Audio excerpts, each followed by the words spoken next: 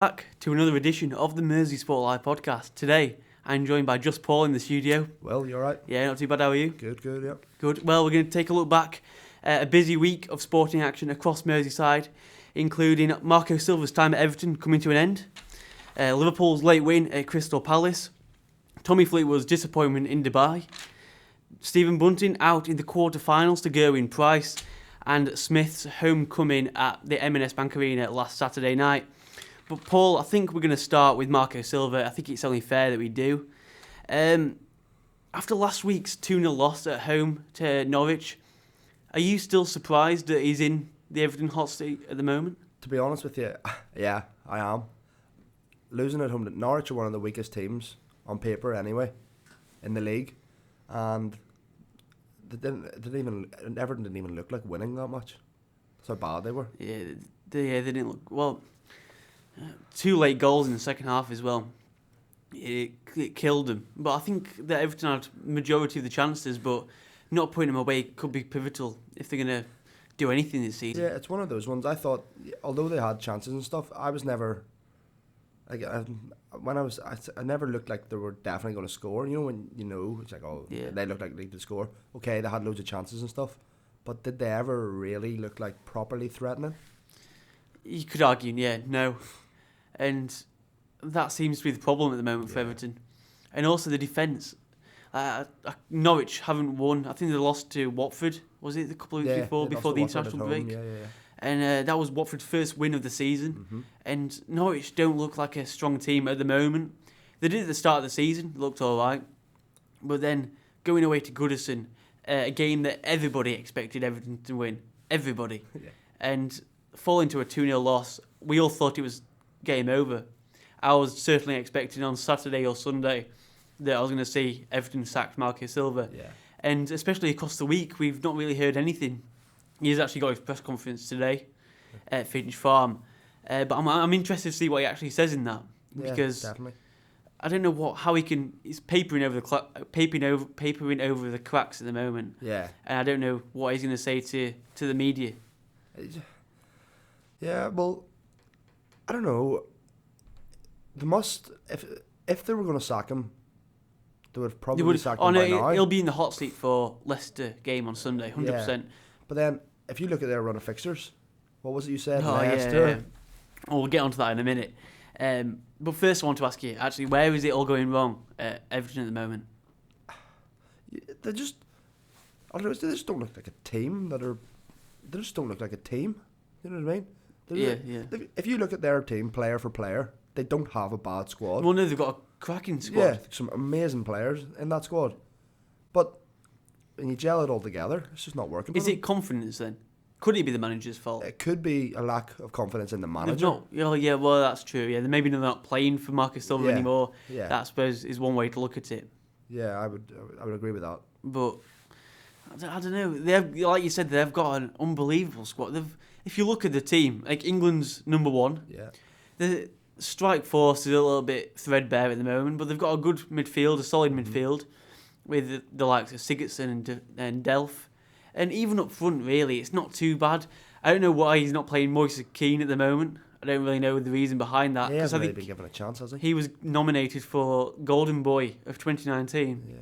And he hasn't been given a chance whatsoever at Everton at the moment. So I don't really know why he's not playing him. But that, I don't know, there's a lot of problems at Everton at the moment. There's a lot of problems. Yeah, you're right. And like you said, next 6 games, they've got Leicester on Sunday. Then it's the Merseyside derby away at Anfield. And then they've got Chelsea, Man United, Leicester again in the Cup, and then Arsenal, which could be the easiest game of the lot, considering that they've just sacked Unai Emery this morning as we're recording this. Yeah. He's gone. So looking at them fixtures, it's not going to be easy for any manager that's in there. It probably won't be Marco Silva, unfortunately, for him. But even a manager that's going to come in, can you see them getting any points out of them games? I was just about to say that. Looking at them fixtures on paper, you've got to think, where's the win going to come from? Well, exactly, yeah. Where's the win going to come from? You can say Arsenal, yeah, but say they have a new manager in by then. Arsenal, the new manager factor, teams always play better. Like, look at Mourinho with Spurs. Honeymoon period. Straight in, and Spurs are playing well again. Could happen with Arsenal, and Everton could be on the wrong end of that. But like we were mentioning a minute ago, Leicester on Sunday. That's They're flying. Yeah, it's going to be. Flying.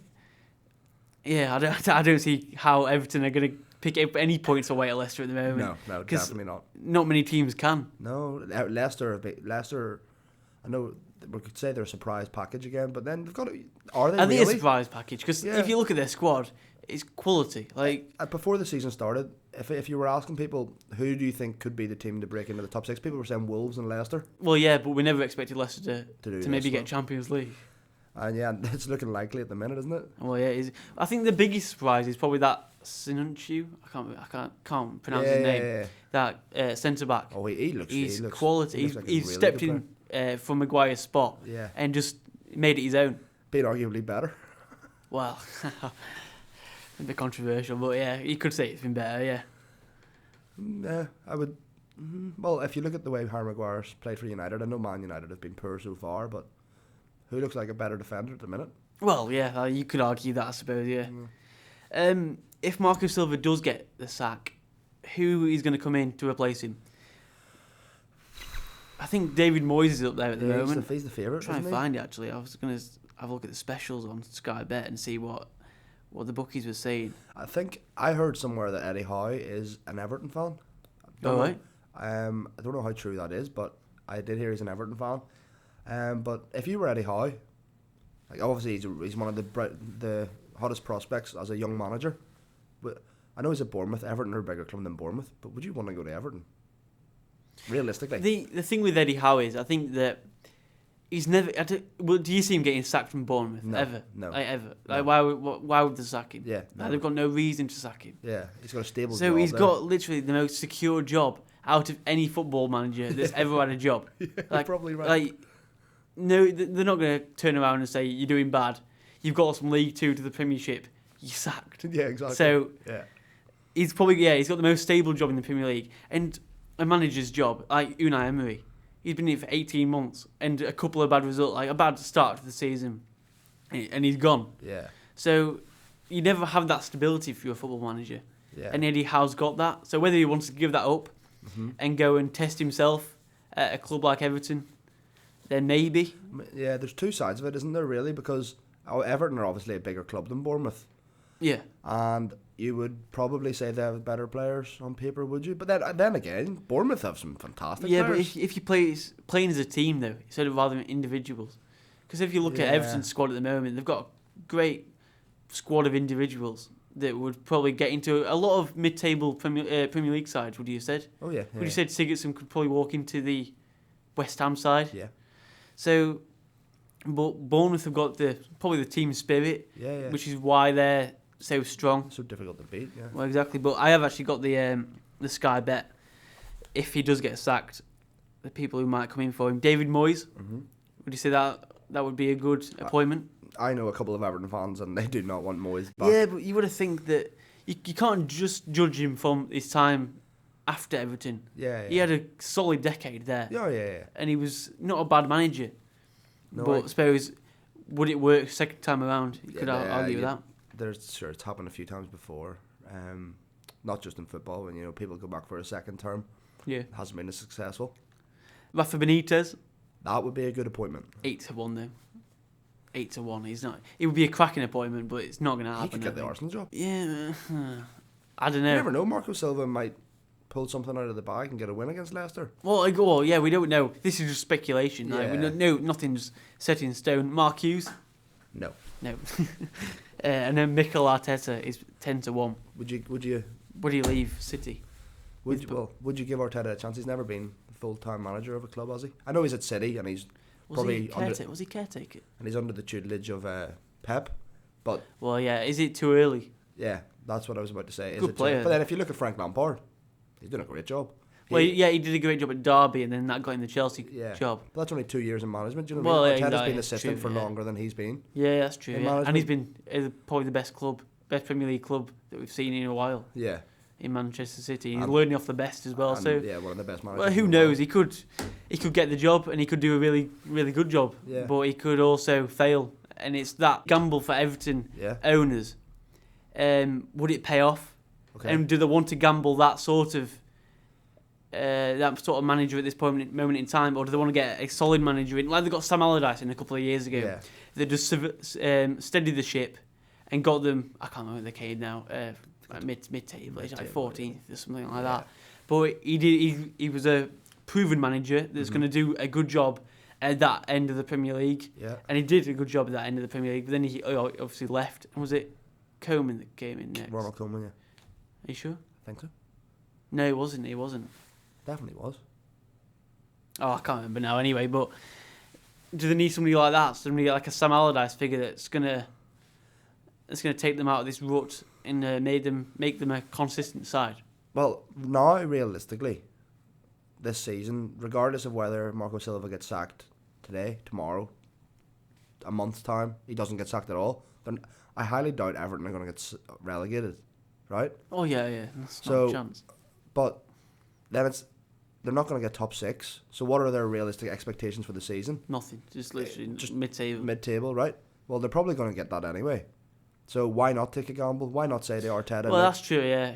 Fair enough. Why not say to Arteta, look, well, I know it's a way you could be complacent about it, but I know we're not going to go down. What you can have, give him half the season, maybe after Christmas. He's in at January or something. Give him till the end of the season to, get to know the players, get a transfer window in January. Then next season is the season that they really want to excel. But what was if Arteta had a bad run of form? Like a really bad run of form, and if Everton did find themselves at the wrong end of the table still, are they going to sack him then? And then have 3 managers in one season? It's been done, hasn't it? Well, yeah, it has been done. Yeah, that's the gamble, isn't it? Like they can't. If he does a bad job, then what do they do then? That's why I think they maybe need a manager that's going to give them a confidence boost and get some consistency in them. Yeah. Until the end of the season, and then they can review it and start again. Mm-hmm. Yeah. But I'm not too sure whether Arteta is the right appointment at the moment. I knew a lot of Everton fans were actually saying that they quite like him. Yeah. I think we did a poll on Twitter a week ago, and I think the majority of fans wanted Arteta. Yeah. But we'll have to see, won't we? Time will tell. Moving on across Stanley Park to Liverpool, another late win against Crystal Palace. Are they winning like champions at the moment? Would you have said? You'd have to say yes to that, wouldn't you?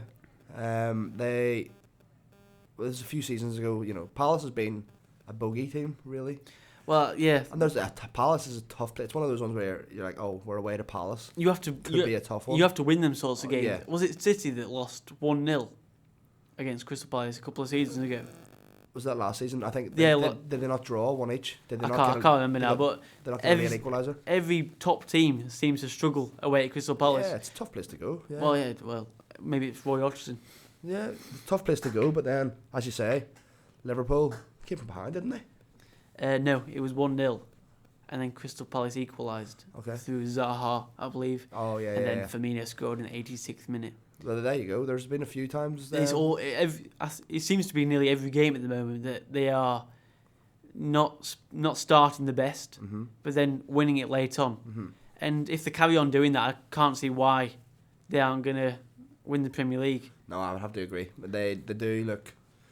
Again, we're saying it's very early in the season, but as the weeks go on, we keep saying it. They're winning. Lost, yeah, exactly. They're still winning every single week. 8 points clear still. Yeah, because Leicester won. 8 points clear still. They look very strong. They do, and they've got Brighton tomorrow. What do you expect from that game? Should be comfortable, shouldn't it? It should be comfortable. I mean, Brighton haven't been that bad, but Graham Potter's done a good job so far at he's done all right. But they've been quite good at home, Brighton. I'm not so sure about how they've been away from home. I don't think anybody's good away from home at Anfield. Yeah, Anfield. Even City, so them fall apart at Anfield. I would expect Liverpool to brush Brighton aside pretty easily. Yeah, so would I. City are facing Newcastle away at midday tomorrow. That's a tough test. Yeah, Newcastle haven't been that bad. They're kind of they're a bit up and down. A bit like cause you saw them lose 2-0 Monday night against Aston Villa, and they didn't look very good at all, really. They didn't. But then the week before that, I can't remember who they were playing, but there's been a few results where they've got a result. Was it away to West Ham? Yeah, they beat West Ham. I think. I mean, West Ham away. Man United lost to West Ham. Yeah. So you know what I mean? Newcastle, they're not that. They've got a few good players as well. Be a tough. I think the Newcastle game could be like the Palace game was for Liverpool. Yeah. And if City do win that might give them a bit of confidence, like to maybe because obviously an 8-point gap at the moment. They're looking up at Liverpool, and Liverpool are carrying on winning, and they're probably thinking, like all they need to do is carry on winning if they're going to catch Liverpool. You're right. But then again, Liverpool needs to start losing some games, and that's not looking very likely either. Now we'll move on to golf. Now Tommy Fleetwood lost by one shot. Was it one shot? Yeah. Against John Rahm in Dubai last weekend. Yeah. What did you make of his overall performance? I was impressed. He was in contention the whole week. He had a good first round. He was 2-3 shots off the lead at the start. After round 1, after 36 holes, he was still there or thereabouts. If you're looking at it in hindsight, his poor round was the third. He was 2 under for that round, but 2 under still a good score. But that was when a lot of the other players made their move. Saturday, known as moving day, really, isn't it, in any golf competition? And although he had a fantastic final round, he was 7 under, I think, for his final round. Got him in the clubhouse lead, and then John Rahm birdied the last hole to win. But then, if you know what I mean, like John Rahm, he's a fantastic player as well. He's a top 10 in the world player. So Tommy Fleetwood going toe to toe with him, really. It's only a good thing, and I'm sure he's excited for the season ahead. I do want to quickly mention he started off well, like you mentioned. Yeah. Then he had an indifferent middle, and then he finished strongly. How does he maintain consistency so that if he does maintain consistency, then he probably wins that tournament? Would you have said? Oh yeah. But how does he do that? It's hard as a golfer. As a golfer myself, I know you're not going to play well every single round. Well, yeah, I mean, even the best in the world, you see them. Some of them are hitting shots, and you're like, why? How did they do that? I could do better than that. When realistically, I couldn't. But no, it is for 72 holes to make so few mistakes. Very, very difficult thing to do. And I'm not saying Tommy Fleetwood played badly in his third round. It didn't play as well as he would have liked. Yeah. But then, true, obviously, hindsight's a wonderful thing. Looking back on it, the Saturday was probably the reason that he didn't win his second race to Dubai. He won the playoff the week before. He only just lost last week. Positive form heading into 2020. Yeah, you've got to say so. Heading into 2020, all the big tournaments coming up in the PGA Tour. He'll be playing in America most weeks. Something to look forward to for him as well. Look forward to the majors as well. Obviously, we've got the first major in the Masters. Yep. Tommy would look good in a green jacket, wouldn't he? And what do you expect from him in 2020? Where do you see his 2020 going? Well, he still hasn't won a tournament on the PGA Tour, so I'm going to put my neck on the line. I think he would definitely will. I can see him winning a PGA Tour event. I'm not saying he's going to win a major. Oh, I would love him to. But I do think he'll win. I think he'll get his maiden PGA Tour win because he's too good a player not to. Do you think he's got a chance of winning the Masters? He's got a chance of winning. I know it's silly saying this, but he got a chance of winning every tournament. Well, that's he true. Came second in the Open last year to Shane Lowry in really, really testing conditions, and that was Lowry's bread and butter. He'd been brought up playing in weather like that, the links golf and stuff. And Fleetwood wasn't too far away. And then there's been a few. He came second to Brooks Koepka. I think it might have been I can't remember. It might have been the PGA or the US Open, a year or two ago. He's shown the form of a potential major winner. And bearing in mind he hasn't won on the actual PGA Tour, surely it's only a matter of tournaments away. He's too good a player. He's too good. And we'll quickly touch on darts. Stephen Bunting unfortunately went out to Gerwyn Price in the quarterfinals of the Players' Championship. Yeah. How did you sum up his performance? We all know that Gerwyn Price has hit a rich vein of form, and it was always going to be difficult for Stephen Bunting. But how do you think he performed in the whole tournament, not just the quarterfinal? I think he played really well, and I think that he would say that himself. He was a wee bit sick the week or two before, so coming off the back of that as well, he hadn't played in a week or two, so he'd probably just been practicing and stuff. Yeah. Came in, and although you say there, he lost to Gerwyn Price. Some people would argue that even including Michael van Gerwen, Gerwyn Price is playing the best darts in the world right now. He beat Van Gerwen a couple of weeks ago. Okay, then Van Gerwen ended up beating Price in the final of the Players' Championship there. But I think Gerwyn Price averaged 107, 108 against Bunting. Yeah, 108 I read. Bunting averaged over 100 as well. Oh, that's and class. averaging over 100, that's it's difficult to do. Yeah. So it just showed you how well he actually did play. And he unfortunately for him, he just came up against one of the best players in the world at the moment. I think Gerwin Price is up to number 3 or 2 in the order of merit now. Not saying he's the best in the world. He's just playing the best darts of his life at the moment. And what were you saying? You never know. A lot of people. I think he went from 16 or 20 to 1 to win the Worlds, and he's now second favourite. Gerwin Price. Go really? At 6 or 7 to 1, yeah. So he's gone above Gary Anderson, Peter Wright, Rob Cross and all as favourite. So obviously you got Van Gerwen as the favourite, but Bunting could be an outside bet. Why not? Go for it. Yeah. And Michael Smith and Dave Chisnall were also in action. Yeah, they played. Though wouldn't have been too. There's not really much to say, to be honest. They not that they played badly. Chizzy had been in good form, and then unfortunately he got beat by Mervyn King. Mervyn King's one of those players where some games you look at him and you think he's playing awful darts, and then there's other times where he looks like he's one of the best in the world, banging in the 180s and stuff like that. But yeah, Chizzy and Smith, it'll just be by concentrating on the Worlds now for them, obviously. What are you saying? With Smith getting to the final of the Worlds last year, and unfortunately put in his worst performance of the World Darts Championships last year in the final against Van Gerwen, but he'll be hoping to replicate that form, getting to the final and possibly going one step further, as I'm sure Chisnall will. I think he's pushing into the top 10, or is pushed into the top 10 in the world. Bunting's in the top 20, I think he's 16th, 17th.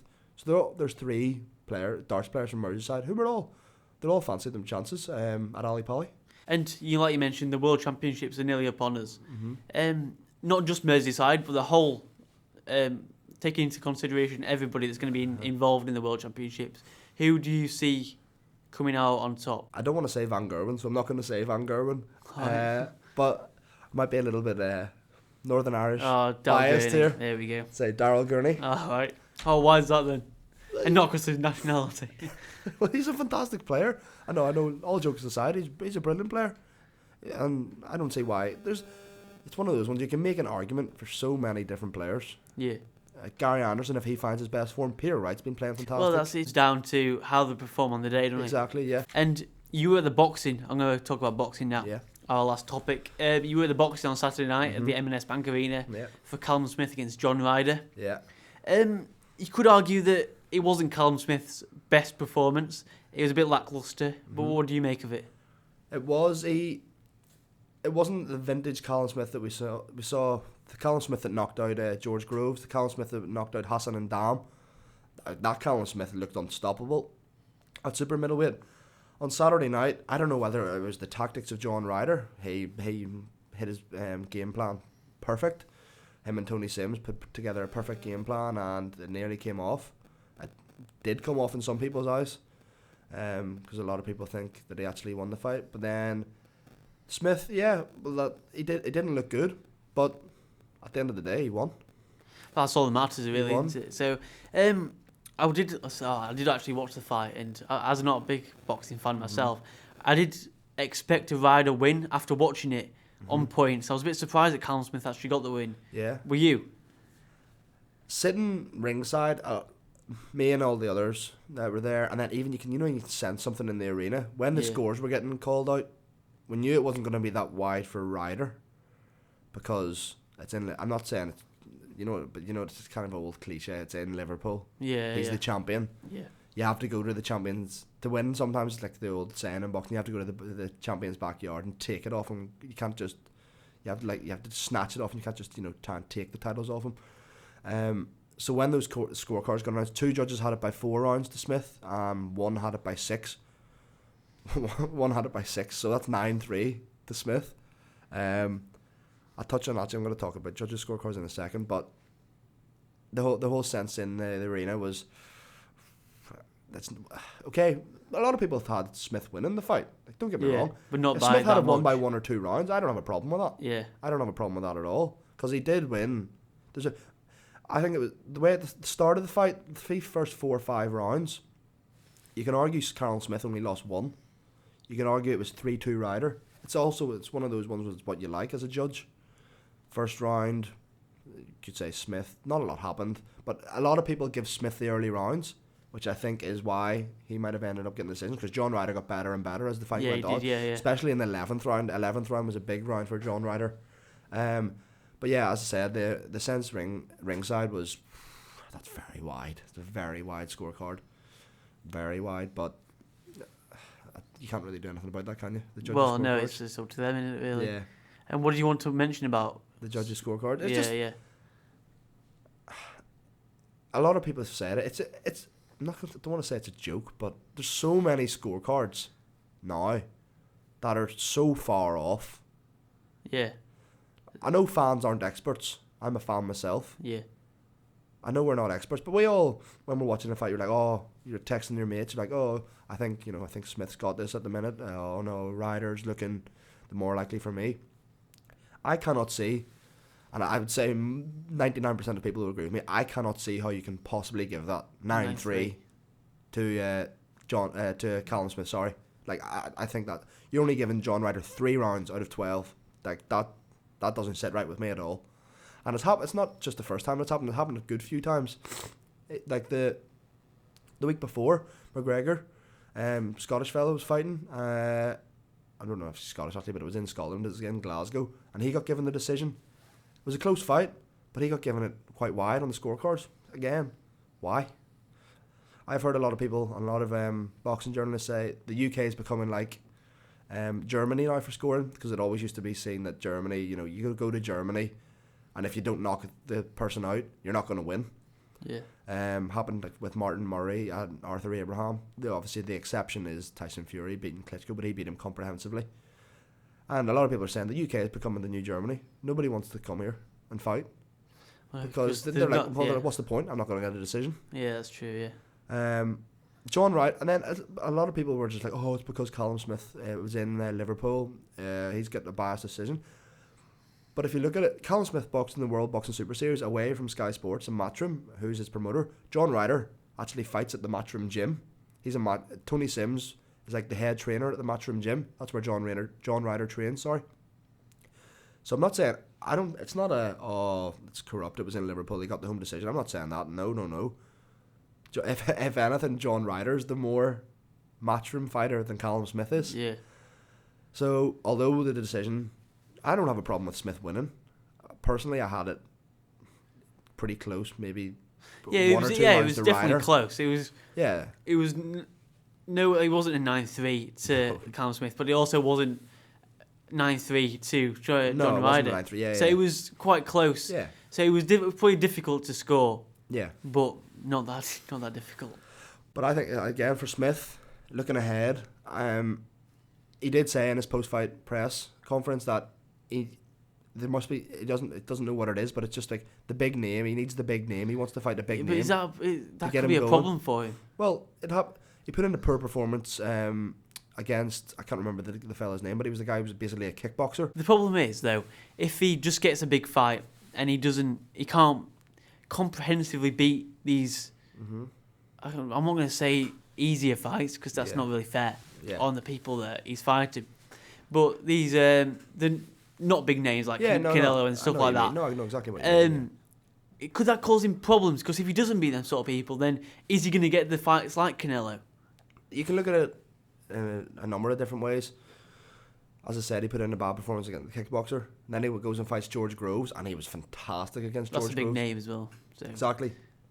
Fights John Ryder, who probably is a world level fighter, but not to the extent of Callum Smith. Yeah. Excuse me. But he did say that he needs that big name. He says he wants the big Canelo fight. He wants maybe the Billy Joe Saunders fight. Who he could even. Think he beat Billy Joe Saunders? Oh, you put me on the spot here. I don't know. I'm a big fan of Saunders. Saunders was awful in his last fight as well. Well, again, on the KSI Logan Paul undercard. Yeah, he was not good in that either. So you could say, but then it's one of those things. Canelo, he might have been watching that and think, oh yeah, give me a bit of Callum Smith. He looked awful there. But then that might be the thing. They think Callum Smith needs. Smith could, yeah.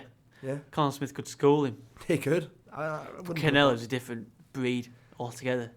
Yeah, but I would. the Callum Smith that beat George Groves, I think that Callum Smith beats Canelo, to be honest with you. What about GGG? Yeah. Gennady Golovkin. I think Smith beats him as well. Really? Yep. That's a bold statement, that. Yeah. And, do you think that John Ryder deserves a rematch? I think he does deserve a rematch. We've heard a lot of speculation around Punk's decisions and how he wasn't very happy in his post-fight press conference. Yeah. Do you think that he earned that rematch? Yes, I think in a roundabout way? I think he did, but then I have to say I don't think he's going to get the rematch because he was the mandatory challenger for the Callum Smith belts. So it's one of those ones where a lot of people just like, you get your mandatory out of the way. Work his way back up to that level again now. Yeah, he will. It's a bit unfair, I think. But then I could see him fighting for the WBA regular super middleweight belt. Be a good fight. He's going to be turned matchmaker here. John Ryder lost to Rocky Fielding. Rocky Fielding has just gone to comeback now after losing to Canelo and stuff. Yeah. Fielding Ryder 2 for the WBA regular title. Why not? Be a good fight. Wouldn't be a bad fight, actually. Yeah. Especially what I saw from John Ryder on Saturday night. Yeah, he impressed me as well. There were some other Liverpool boxers actually on the card as well. Anthony Fowler and what's his name? Craig Glover. Craig Glover, yeah. What did you make of their performances? Anthony Fowler, I thought Anthony Fowler was quite good. You know, I think he bounced back well after that loss against Scott Fitzgerald. After the Fitzgerald fight, you could see he was annoyed. Yeah, well, yeah, as you would be, but especially because there was that built-up rivalry as well. Yeah. From the week going in, and then he obviously lost, and it was his first defeat, was it? That was his first defeat. So he bounced back well. This was his second fight after. He beat Brian. He beat Brian Rose after Fitzgerald, and that was a good win. This guy he was fighting, Harry Scarf. I think he was undefeated. He looked quite good. That guy. He was a pretty slick mover, but then Fowler, he dropped him. He got a knockdown in one of the rounds and then ended up winning on points. He did look quite good, Fowler. Then going down the card, Craig Glover versus Chris Smith was the co-main event, if you like. For the 4 or 5 rounds it lasted, that was a fantastic fight.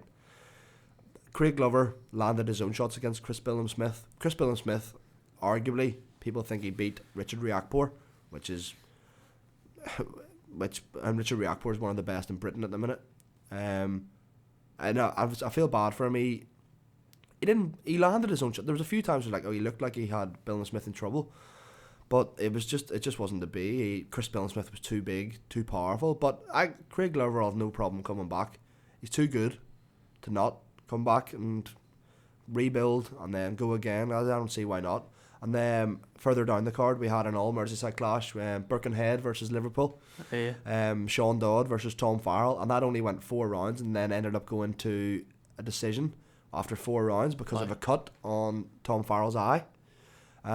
So that went to a decision after 4 rounds. That's what happens if it's been 4 rounds. It goes to the judges' scorecards for the 4 rounds, and Sean Dodd ended up getting the nod. And for the 4 rounds that lasted, that was a complete slugfest. All technique out the window, just sitting in the middle of the ring. I bet that's gutting though for was it Tom Farrell? Yeah, it will. They both said on their interview in the ring apron after, they were actually friends. I know they used to actually be friends, and probably still are friends. And they said Dodd was like, yeah, we'll fight again. So I could see that happening again. Yeah, well, it has to. I think he owes it to him, doesn't he? Yeah, I could see it happening again. And then we had Thomas Whitaker Hart, who's managed by Tony Bellew, the light heavyweight. Yeah, he was there, wasn't he, Tony Bellew? Yeah, he was, yeah. Big, tall, light heavyweight, Thomas Whitaker Hart. Good fighter. Looks very decent, but there's no need to fast track him. He looks quite good. Keep on going at a slow pace at the light heavyweight division. You've got Tom Aitchison. He got the reception of the night. Yeah. He was I think we saw on Twitter, on our Twitter page, I think he got 50 likes for his for the video of him warming up. Clearly, it was the public workout. Clearly a fan favourite, isn't he? Yeah, he was. Yeah. He was one of the float fights, and when he came out, the whole time his fight was only 4 rounds, and the whole 4 rounds that it was going on, the crowd was just singing his name. It was really good to see. And then Marcus Malloy again, he was he's another fella from Merseyside. He got an easy win on the undercard as well. Stephen Smith, Callum's brother, won a 6 or an 8 round takeover. Really, it was. He's looking to probably just get a couple of wins under the belt, get the ring rust off, get back to world level, which is where he belongs. And good night for the Smith family then. Yeah, good night for the Smith family. Very good night. And I'm sure Callum will be chuffed and looking ahead, winning the big fights. And that unfortunately brings us to the end. We've got nothing more to talk about. Make sure you stay up to date with all our social media channels. We've also got some big podcasts coming up, hopefully in the next couple of weeks. So make sure you stay tuned for that. But other than that, thank you very much for watching, and we'll see you next time. Thank you. Thanks for coming on, PK.